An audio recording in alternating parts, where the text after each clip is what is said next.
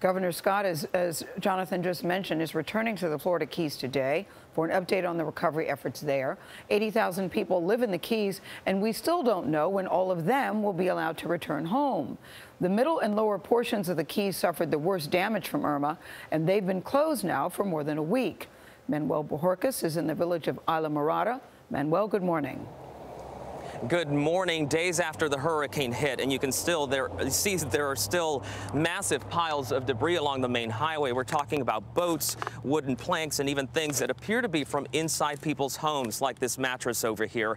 Crews say they are making progress, having completed door-to-door checks and finding no additional victims. But without stable sources of food, fuel, and clean water in parts of the Keys, not all residents are being allowed back in. Nearly a week after Hurricane Irma made its U.S. landfall, crews are racing to bring the Florida Keys back to life. Utility companies are restringing power lines. Transportation workers are clearing roads. And the National Guard is rushing in food and water. Thank you so much. In Key West, the Coast Guard is inspecting waterways for wrecked boats and floating debris. And it sits right at the water line, and if it's covered up by weeds, you won't see it until you hit it.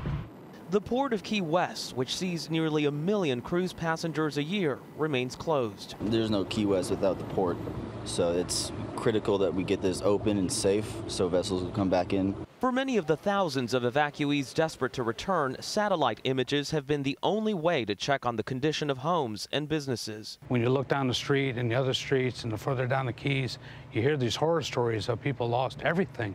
For those who have made it home, like Harold Davis, despair is giving way to a new resolve. I didn't want to see this, but we'll pick up, we'll move on. It could be a lot worse. Lucy Morrill says rebuilding in the Keys starts with the people.